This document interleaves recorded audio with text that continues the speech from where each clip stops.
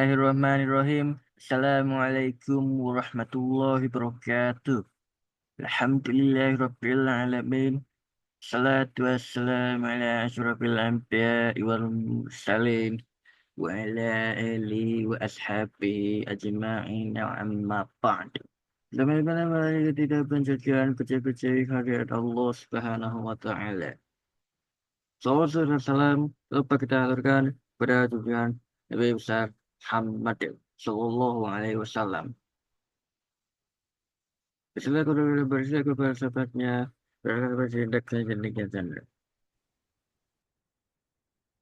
Adapun tujuan ujian yang diberikan oleh Allah Subhanahu Wa Taala yaitu tujuan bala, tujuan ujian yang pahit itu ada di Quran surat Al-Mulk ayat 2. Allazi khalaqal mauta wal hayata liyabluwakum ayyukum ahsanu amala wa huwal azizul ghafur. Yang menjadikan mati dan hidup supaya dia mengujimu siapa di antara kalian yang lebih baik amalnya.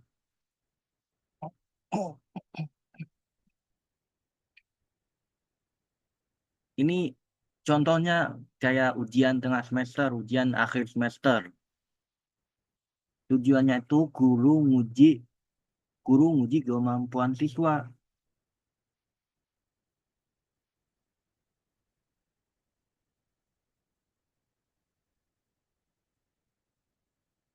Dengan mempelajarikan, kalau siswanya itu pandai mengetahui apapun, ya udah naikin dia kelasnya. Ada yang plannya, siswanya itu nggak tahu apa-apa, ya udah dia nggak bakal naikin dia ke kelasnya lah, ke kelas lain, ke kelas plannya.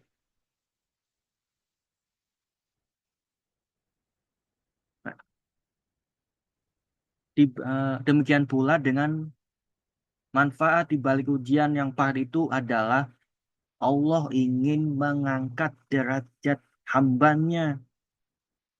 Kalau seseorang tersebut itu menghadapinya dengan penuh kesabaran,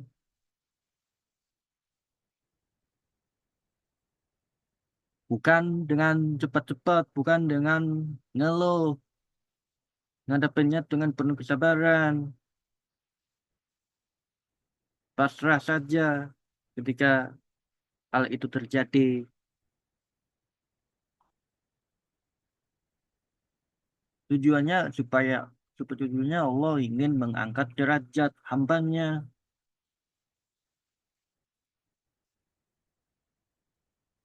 Kalau dia kalau dia ngeluh, kerjaannya tuh suka ngeluh, nggak sabaran, pengennya cepet-cepet, ya udah nggak bakalan naik kelas. Tapi kalau dia ngadepinnya dengan penuh sabaran, planning kondisiama dan peterek, dia bakal naik kelas, naik tingkat, naik tingkat di sisi Allah menjadi hamba yang bertakwa. Inilah peradaban teknologi. Ayahku Empu Barada memberikan energi untuk kecerdasan buatannya.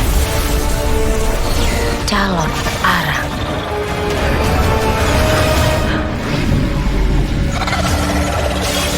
Bencana terjadi.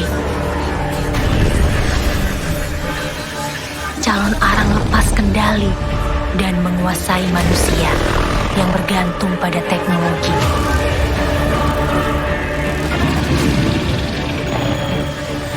Semua dikuasai dan diubah.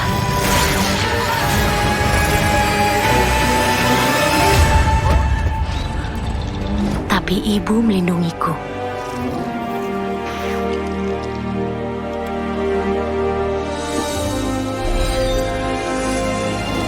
Dengan doa dan ketulusannya. Marja, segarnya hidupkan semangat.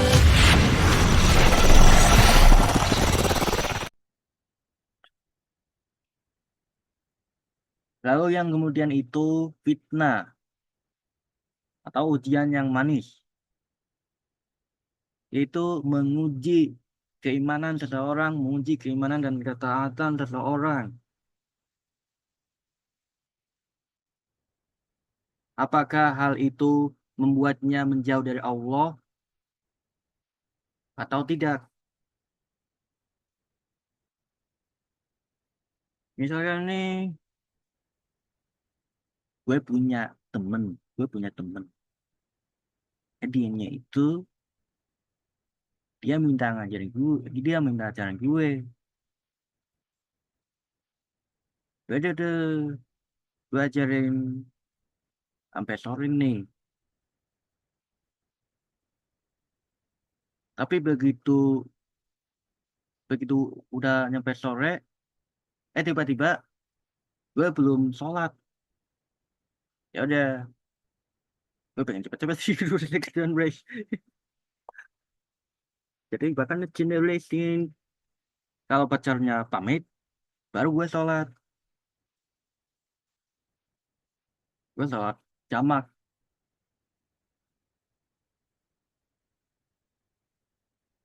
Ya intinya ngadepinnya dengan penuh hati-hati, bertakwa. Jangan jangan sampai terlena, jangan sampai terlena dalam hal planet yang kesenangan duniawi itu.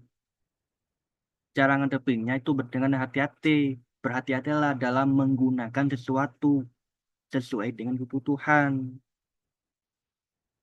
Itulah sikap dalam menghadapi ujian yang manis atau fitnah.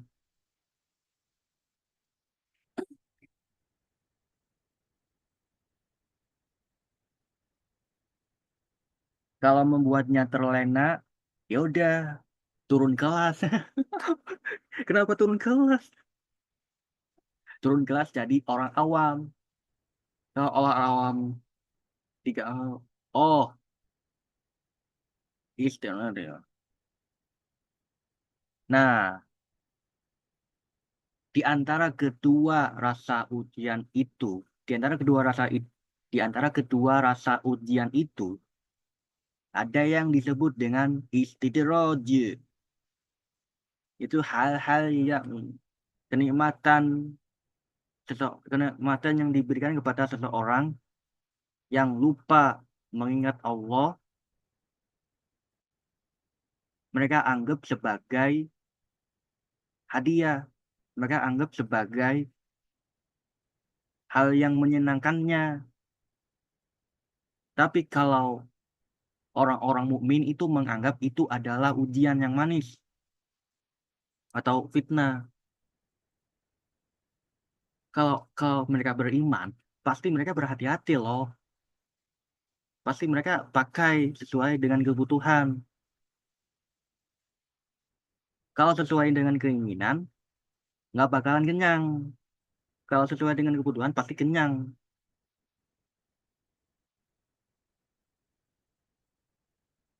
Itulah cara ngadepinnya dengan penuh hati-hati. Jangan jangan sampai terlena.